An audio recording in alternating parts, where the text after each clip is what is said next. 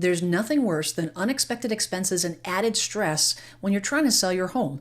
And the most common way that this can happen are issues that come up at a home inspection. Whether it be a home inspector that blows an issue way out of proportion or a buyer that overestimates the cost of the repair, I've seen situations play out where home sellers end up paying way more than they should on repairs or concessions to keep the deal together, or the buyer backs out entirely. And very often, these issues could have been avoided if the repairs were done before the house went on the market. So in this video, I wanted to give you the top things I highly recommend that you repair based on the hundreds of home inspections that I've attended. Now, one thing that you may want to consider is a pre-listing home inspection. Now, a pre-listing home inspection is exactly the same as a regular home inspection, and it's a great way to see what the home inspector will be looking for when that day arrives. And very often, the inspection will reveal things that you had no idea even existed, but it'll give you the opportunity to repair it before the house goes on the market, and then avoiding a ton of headaches. Now, the first item is going to be to check your smoke detectors and your carbon monoxide detectors. You want to make sure that the detectors are less than 10 years old, and you want to make sure you put the date on the detector. The inspector will check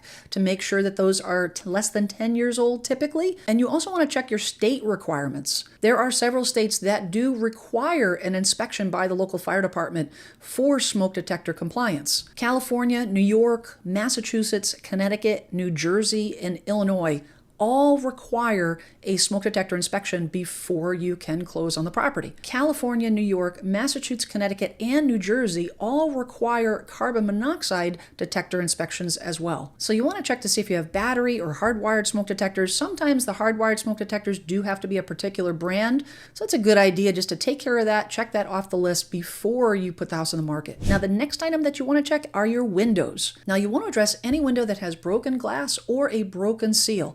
If you have insulated windows, they have 2 panes of glass with an argon gas in between. And when the seal is broken, that argon gas will leak out and the window will appear foggy. Now, you can, in certain areas, take that window out and have that glass replaced, or you can have just the entire window replaced. And you want to check to see how old your window is. You may be under warranty, you may be able to get that window replaced fairly inexpensively. And you also want to address if the windows don't open and close properly, if they're extremely difficult to open, if the locks are broken, you want to have those repaired. And the reason you want to take care of it now is oftentimes with windows, you'll have to order them. It can take weeks for those windows to come in, and you don't know how much it actually costs until you start going through the process. So the next item is electrical. You want to replace any broken outlet covers or light switch covers. Now, when you're checking your outlets, it's not a bad idea to check to see that they are properly grounded and that you have GFCI outlets, ground fault circuit interrupter outlets.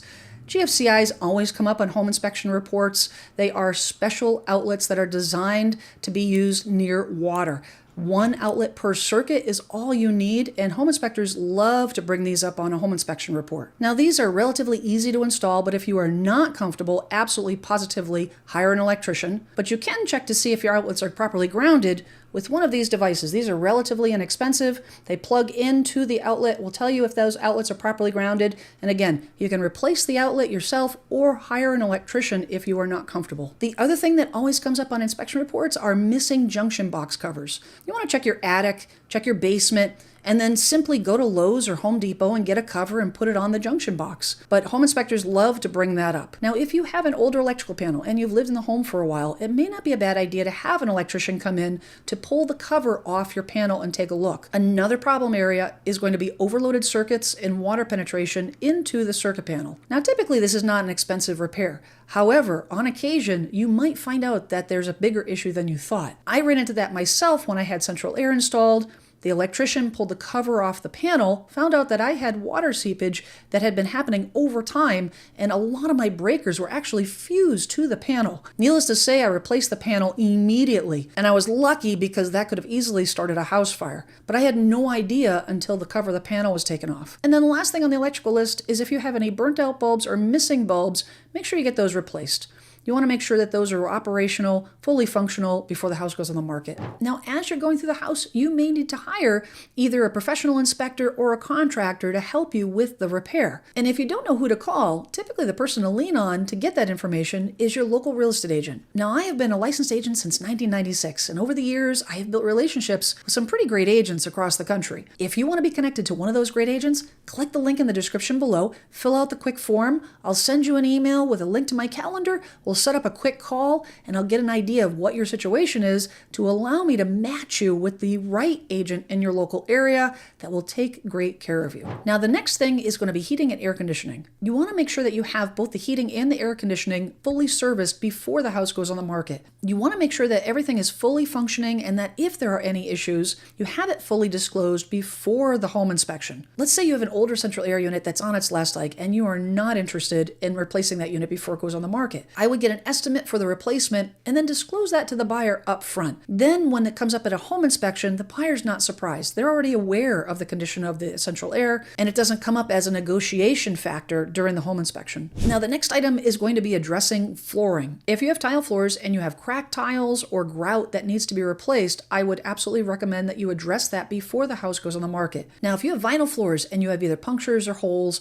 and you have plank flooring, I do recommend trying to replace that one plank. And if it's sheet vinyl, you may want to look at replacing the vinyl entirely, or at the very least getting an estimate for the replacement and then disclose it to the buyer. Now, the next item is going to be appliances. Now, some appliances are included with the sale of the house and some are not, and this is going to vary depending on your state. Typically, the built-in appliances stay with the house. Your built-in stoves, ovens, dishwashers, over-the-counter microwaves. You want to make sure that everything's operational because it is going to come up at a home inspection. If the dishwasher doesn't work properly, if one of the burners on the top of the stove or one of the knobs is missing, before the house goes on the market is a great time to take care of that. And sometimes ordering those parts can take weeks to come in.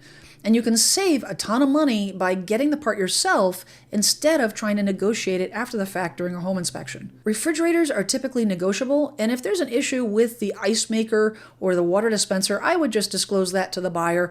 You may end up having to remove that refrigerator when you sell the house if it's not an appliance that they want to keep, but I would at very least just tell them up front so it doesn't come up at the inspection. Now, the next area is going to be plumbing. Now, this is always a hot topic at home inspections, and it typically costs home sellers a ton of money in repairs, oftentimes repairs that they didn't even know needed to happen. So when you walk around your house, you basically want to check everything that is connected to water. Under the kitchen sink, under the bathroom sinks, basement if you have it, you want to check to see your water heater, you want to check your heating system, you want to check your outdoor spigots, check the tub, check the toilets, anywhere where water could potentially leak, you want to double check. Now, when it comes to the hot water heater, there are several states that do require strapping due to safety concerns with earthquakes. California, Oregon, Washington, Idaho, and Nevada all have state requirements that require the water heater to be strapped. So if you live in those states, you definitely want to check to make sure your water heater has the proper strapping before it goes on the market. Now, in the bathroom, one of the most common things that comes up in a home inspection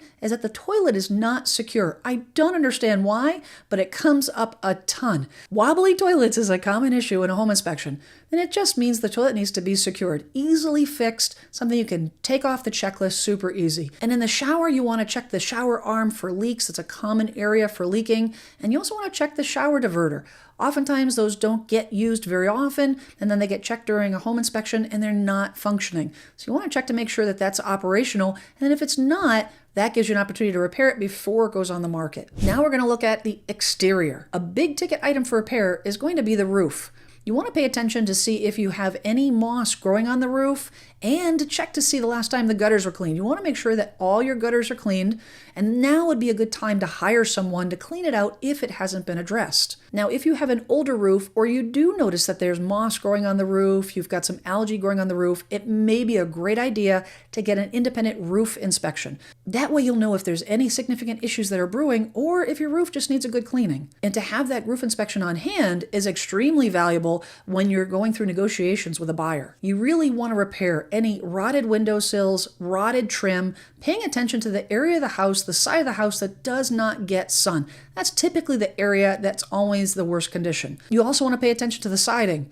Depending on what type of siding you have, oftentimes if you have one side of the house that doesn't get sun, only that side of the house needs to be addressed. Siding, trim, and sills is an area that buyers always overestimate, and really for good reason, because it's impossible to know how deep the damage goes. The damage could be superficial, the damage could go right into the framing of the house, and you don't know that until you start pulling it off. And the buyers will always assume the worst because they don't want to get stuck paying for a bigger repair than they anticipated. You also want to trim back any bushes or trees that are overhanging or touching the house. And if you have a pool, I highly recommend you get a professional pool inspection. Depending on where you live and the time of year, pools can be a huge headache during a home inspection. Up here in the Northeast, if someone has a pool and it is December, the buyers are going to automatically assume that the liner is no good, that the pump is no good, because there's no way to check the pool. And having that pool inspection up front that you can present to the buyer before the home inspection will avoid a host of issues that could potentially come up. Now, the next area is going to be the garage. The garage safety sensors always come up at the home inspection. They always do. Either they're not working or they need to be adjusted. The safety sensors are extremely important. They're there for a reason, but they always seem to fail. So you want to make sure that those safety sensors are working. They are not expensive to replace. I replaced mine, a set of 4 sensors for 2 doors for about $20. They're not expensive to wire in, but you want to make sure that they are operational, that they're lined up, that they're talking to each other, and that they work so that if when the garage door is closing and you break the sensor, the garage door should stop. So you want to make sure you check that. You want to make sure that the emergency pull string is still attached to the garage door opener. And you also want to make sure that you have fire rated door with an auto close in between the garage and the house. Now, the next item is going to be sewer and septic inspections. Now, you want to check to see what the state requirements are when you sell a house.